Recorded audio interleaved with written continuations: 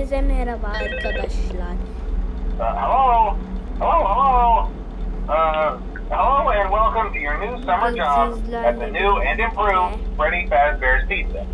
I'm here to talk you through some of the things you can expect to see during your first week here and to help you get started down this new and exciting career path. Now, I want you to forget anything you may have heard about the old location, you know. Some people still have a somewhat negative impression of the company.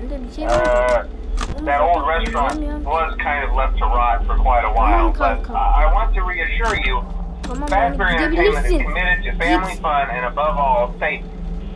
They've spent a small fortune on these new animatronics, facial recognition, advanced mobility. They even let them walk around during the day. But most importantly, they're all tied into some kind of criminal database so they can detect a predator a mile away. Heck, we should be paying them to guard you. Now that being said, no new system is without its kinks. You're only the second guard to work at that location. The first guy finished his week but complained about conditions. We switched him over to the day shift. So, hey, lucky you, right? Mainly he expressed concern that certain characters seem to move around at night and even attempted to get into his office. Now, from what we know, that should be impossible. That restaurant should be the safest place on Earth. So while our engineers don't really have an explanation for this, the working theory is that the robots were never given a proper night mode. So when it gets quiet, they think they're in the wrong room.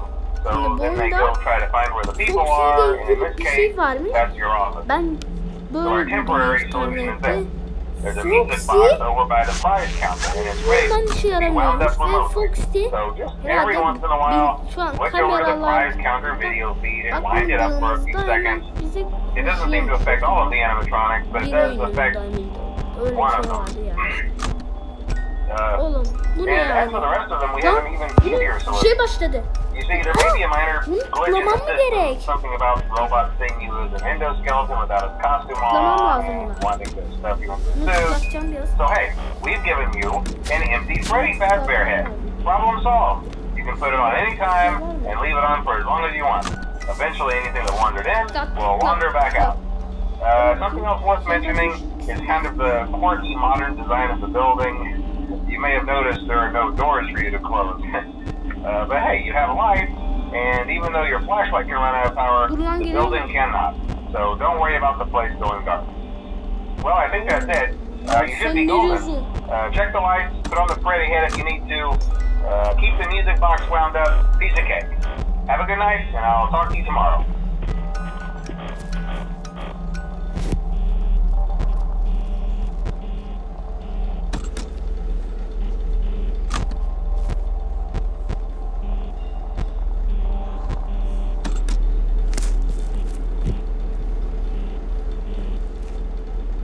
Arkadaşlar ne oluyor?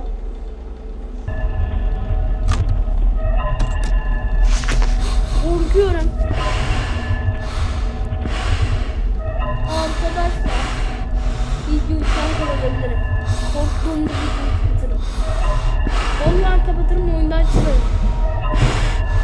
Vallahi kapatırım, oyundan çıkarım.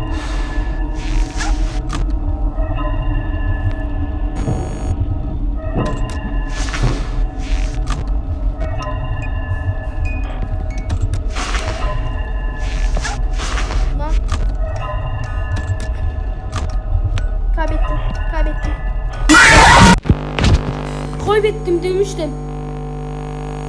Oğlum çok korktum. Ben bir daha girmem. Ben korktuğumda girmem. Kanka var ya, çok korkunç bu oyun.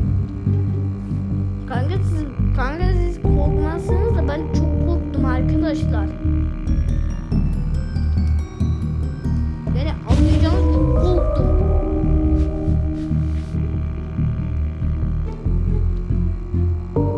Konuşamıyorum ki. Ay çok korktum ya. Ben tek kelimeyle korkunç oyun.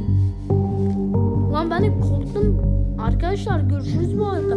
Çok korkunç. Ben ismini değiştirmeye çalışıyorum ona. Deniz Kaçmaz. Ben bazen Deniz Kaçmaz yazmaya da çıkmayabilir. çıkabilirdi yani. Siz bir deneyin. Çıkmazsa BX deniz yazın, öyle çıkar. Evet. Ve ekran şeyini de değiştireceğim yani deniz kaçmaz çıkarsa. Ve o kanalın 104 videosu falan, 106 videosu falan var. 100 videosundan fazla varsa o ben olabilirim. Arkadaşlar bu arada görüşürüz. Bye bye.